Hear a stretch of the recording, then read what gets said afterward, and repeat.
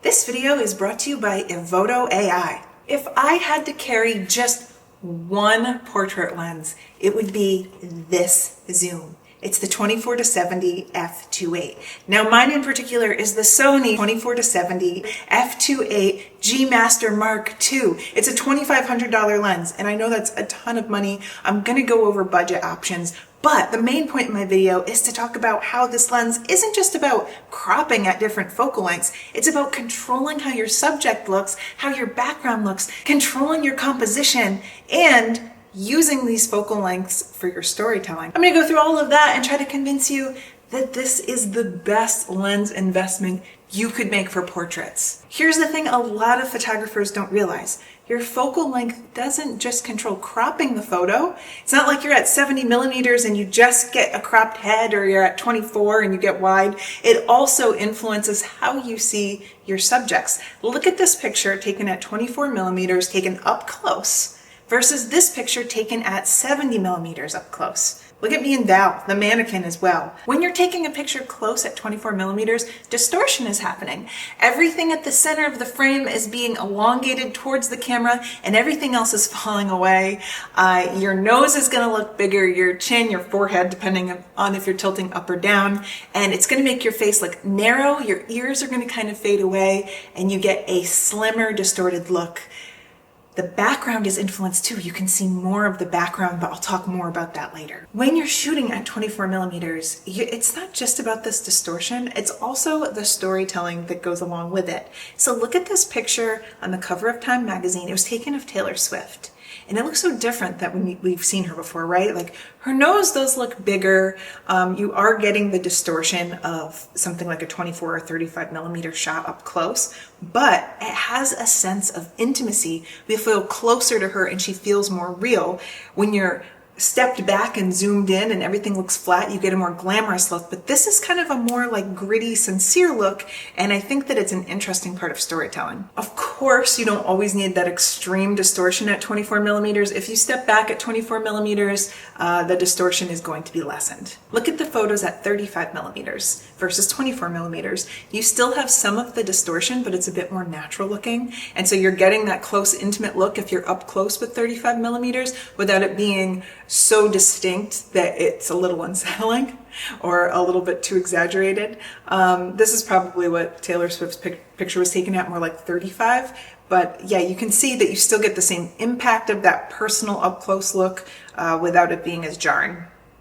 At 50 millimeters, this is probably going to be your sweet spot. 50 millimeters is more close to what our eyes see, so it's a more natural look.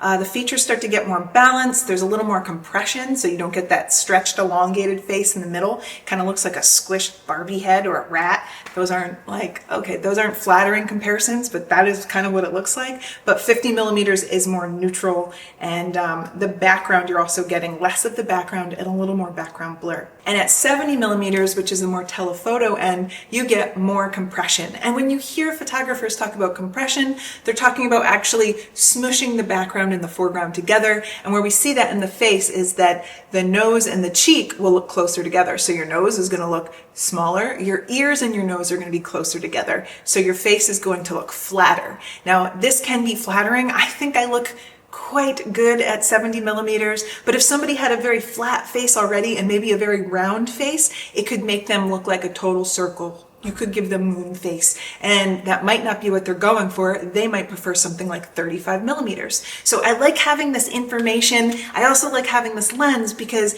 you can use all of that information to control how your subject looks based on how they look in person. This is going to be a creative decision for you, so use it wisely and practice. It's not just about faces though. You can use the distortion or the compression to make your subjects' bodies look different. And when you have a 24-70, you can shoot wide at 24 and get the whole body in. You know, if you had like a prime, like a 50 millimeter, you'd have to get farther away.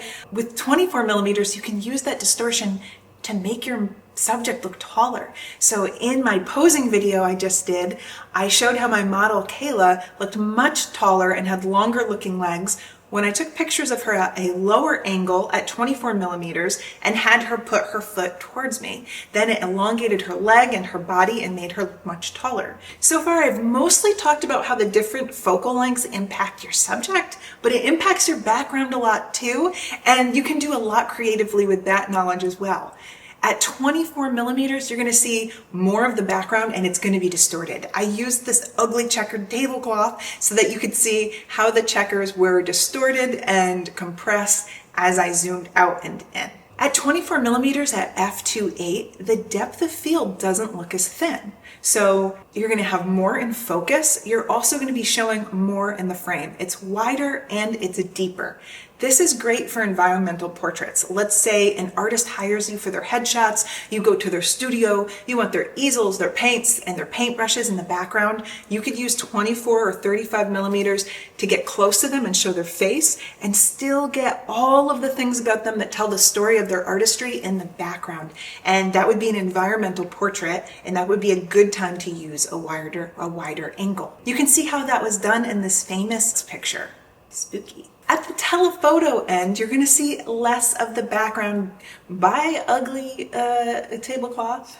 We don't need to see you. This is good if your background is unattractive. You could step back and zoom in and get less of the background, and also at f2.8 you're going to see more background blur. Again, I often hear a lot of this information in the context of good or bad or what you need or what you don't need, but in my mind this just gives you the versatility and the control to tell the story that you want to tell.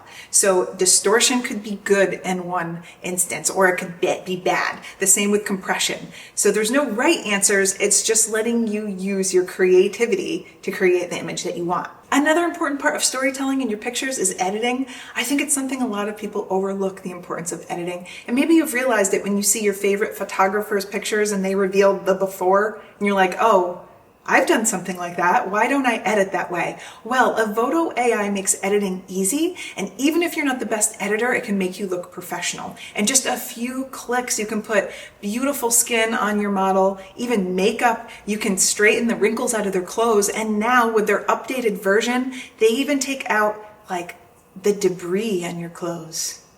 It's called de-blemish clothing. And if a client comes in and they have cat hair on their shirt or lint or dandruff, this will take care of it in one click, saving you time and effort. And if you're a professional, money. Time is money. They also have an AI crop feature, so you don't have to worry about going through and trying to intelligently crop every photo. It will do it for you. And what I love is that once I start editing a set of photos, I can save it to a preset, select my pictures, and apply that preset to all the pictures, and my editing time is cut down drastically. Now, Evoto AI is having their biggest sale of the year. It's their summer sale, and it's a 25% off sale. So use my coupon code in the description so that I get credit, and then get your 25% off and try it, or try the free trial. You're going to love it, and you're going to be amazed by how just a few clicks make your photo look professionally edited. Thanks, Evoto. Another reason I love this 24-70 f2.8 zoom is the versatility. Now, of course, when you're doing headshots, you can get a close-up headshot, or you could zoom out and get a full body or a waist and head photo. All of that is possible, but what that means is that it's good for a whole bunch of different scenarios. You could take photos at weddings with this. The f2.8 is enough to blur out a distracting background. You could do studio work, which I've already demonstrated, street portraits, and I know that this is a portrait-centric video, but this is also my go-to travel lens, so it's just a great overall lens. Now, before I go into recommending the budget options for the 24-70, I want to talk about some general tips for using this lens. Now, first of all, when you get your lens, it might not be the Sony one. You want to practice at every focal length so you have a good idea of what it looks like. Your lens might have a different sweet spot. It might be the sharpest at a different focal length or aperture. So you'll want to take test shots and just get an idea creatively of what works for you and where your sharpest spot in your lens is. I also want you to consider that 50 millimeters being the most natural focal length, you might want to hang out there for some time before you do anything drastic. Make sure you get your shots in the more traditional ranges like 50, and then you can go in and get those 24 millimeter wide shots and experiment a bit. And remember, at 24 millimeters, anything closest to the camera is getting distortion. So if it's your hand, your subject will have a big hand. If it's their hips, your subject will have bigger hips. You can see more of those tips in my posing video that I just put out. Now, I'm telling you a lot of what to do and what not to do, but I also think you should just have fun and experiment and try all different weird things. Sometimes a good portrait is a boring portrait. So experiment, try some wide angle things, try things zoomed in, showing background, not showing background, and just see how much you can accomplish with one lens. And then when you get to your professional shoot, you'll just have this repertoire of tricks you can do. Okay, let me share some of my more budget-friendly options, and there are far more than I'm gonna list, but I'm gonna limit it. Tamron has a 28-75 f2.8 Di3 RXD, all those letters. They have different ones as well. The 28-75 is mostly covering the same focal range. You're not getting the 24, which is a little more distortion, but it's pretty much there. You can get it used for 600, you can get it for about 800, and it has pretty good reviews. The Sigma 24-70 f2.8 DGDN art lens. It also has great lens. I always like the Sigma art series. It's really good. And I'll say that with most of these 24-70s, I don't remember handling all of them, but they're lightweight. So when I travel with it or when I'm bringing it to a shoot, it looks more cumbersome because of the lens hood, but it's not that big and it's not very heavy. For the mid-range prices, $1,400 to $1,800 about, you have the original Sony 24-70 f2.8. It's the G Master, but not the Mark II, and you can get that for $1,200 to $1,500. Canon also has their RF 24-70 f2.8. It's their L line of glass. The IS USM, it's $1,500 to $2,000, and that's like a really great sharp lens as well. And then in the premium category, Canon puts one out that's about $2,000, but Canon also has a 28-70 f2. So you get that extra stop of light. That means more light and low light situations, which would be good for events like weddings. It also means that you're gonna get more background blur, if that's what you like. And then Nikon has a Z-mount 24-70 f2.8, and it's about $2,000. Now, this is gonna depend on your mount and your camera and everything. If you're shooting DSLR, you can get way better deals on used gear, and I recommend looking for used options to save some money, but I think that you're going to be really happy with the versatility of this lens and this aperture. It's faster than something like an f4 lens, even though you might find that more affordable. You're not going to get as much light, you're not going to get as much background blur, and I find that even though f2.8 doesn't offer as much light as like a prime, like a 50 f1.4, the versatility makes up for it for me. So I hope you like this. If you have a 24-70 that you love, drop it in the comments down below. If you'd like to see more options for portrait lenses or other lenses, let me know. And thank you, Evoto, for making this video possible, but also for saving me time in my editing and making it look more professional. If you want to try Evoto, now's the perfect time. You can get a free trial, but I recommend you hop onto this 25% off summer sale that they're having. And please remember to use my coupon code down in the description so that they know I'm doing a good job. Thanks, and see you next time.